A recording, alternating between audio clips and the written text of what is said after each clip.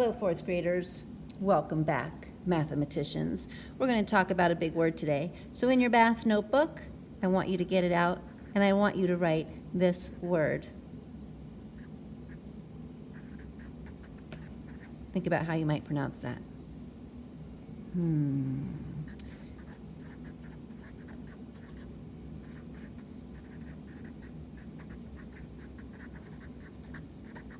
Give it a go. How might you say that word? All right. Commutative. Commutative. Commute. Ooh, like your parents when they would drive to work, they would have a commute. Commutative property of multiplication. Okay, I'm going to demonstrate for you what that means. So, yesterday you made arrays that equaled 12. And some of you used the 3 by 4 model. So we're going to draw an example of that, where we're going to have 3 squares on your paper. Go ahead and draw this, going down, and we label that dimension 3. And then we're going to go 4 across. And remember, if I'm going too fast, you just pause. That's what's so great about this recording, is you can pause it, be ready. So here is our array. We have 3 by 4, and we write that 3 times 4 equals, and our total altogether here is 12. Now some of you showed us this way. Here we have 4 going down and 3 across. So we're going to draw that now with 4 going down, and we label that dimension 4, and we're going to have 3 across. We already have 1, 2, 3, and we label that up there. And then we fill it in so that we have 12 altogether. And now we would write 4 times 3 equals 12. Now, how are these the same and how are these different? Well, they're different in the way that they're directed. So this one's direction is a 4 by 3. This one is a 3 by 4. But they're the same factor pairs, the 3 and the 4. They're just in a different order. So commutative property of multiplication means that it doesn't matter the order that the factors are in. They're going to get the same answer. So the 3 can be here or the 3 can be here. They're always going to equal 12. Now, the factors of 12, let's go back. We know that there's 1 and 12. 1 times 12 is 12, and I make a rainbow arc across. I know 1 times 12 is 12. Then I go to 2. 2 times 6 is 12.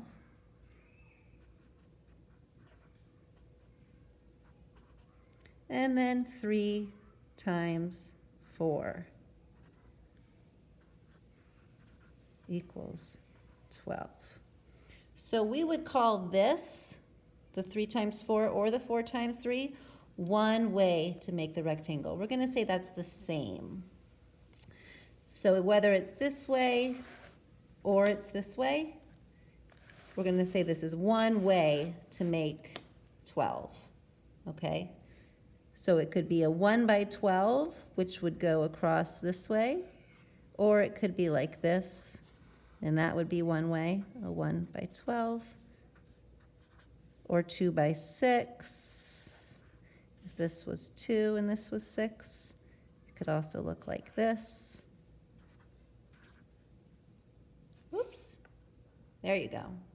Okay, so now I'm going to give you a number, and I want you to find the factor pairs for this number and see how many you can get. Ready for it? All right, the number is 11. So go ahead and write 11 and think to yourself, what are the factor pairs for 11? Well, we always start with 1. 1 is always going to be one of the factors. 1 in 11, 1 in itself, 11. How about 2? It cannot be 2 because it's an odd number. So any number that is odd can't be broken up into two equal groups. So 2 is not a factor of an odd number. How about 3? If I skip count by 3s, do I ever get to 11? 3, 6, 9, 11, no. 3, 6, 9, 12. Okay, so 3 is not one. 4, will I ever get to 11 with 4? 4, 8, 11? No. 4, 8, 12. No, not 4. How about 5? 5, 10, 15. Okay. How about 6? 6, 12, 18. 7? 7, 14, 21. Uh-oh. 8? 8, 16, 24. Oh, 9, 18. 10, well, 10, 20. Oh, my goodness. Poor 11. 11's only factor pair is itself and 1. There's only one way to make it. I could do it this way. 1, 2, 3, 4, 5, 6, 7, 8, 9, 10, 11. Or I could do it this way, but that's really only one way to make it. It only has one way. 1 and 11. Just like that. Oh my goodness. This kind of number that only has the factor pairs of itself and 1 has a special name. Do you know what it is? Have you ever heard of it before? It's a name for numbers. They only have one way to make it. It's called prime. A prime number. Prime numbers are numbers that you can only get using itself times 1, prime. So in 4th grade, we're going to learn how to identify prime numbers, and then numbers that you can make multiple, more and more and more arrays out of, like the number 12. We had so many with the 12. That has a special name. Look at all these ways we made for 12. That has the name composite.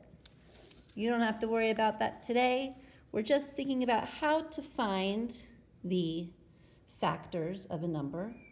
And the best way to do that is by making that rainbow arch. So let's try one more number together today before I send you off.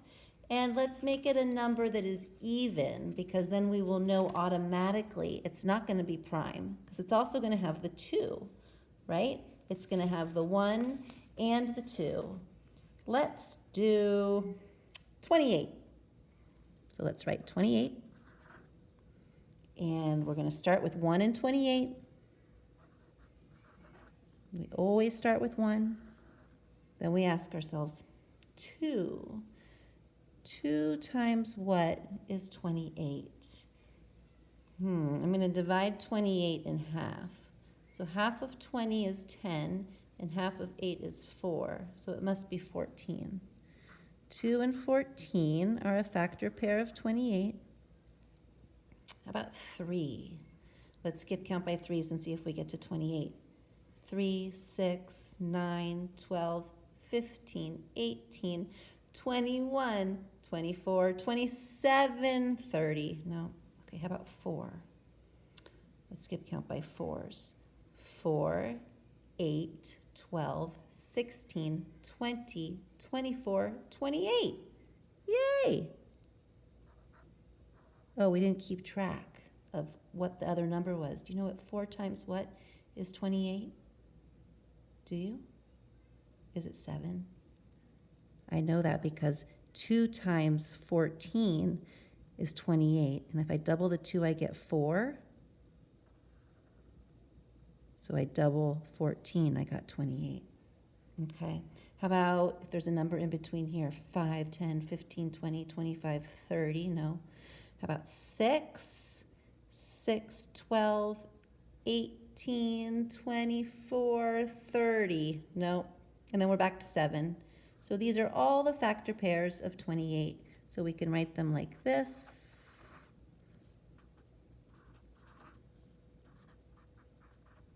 Oops.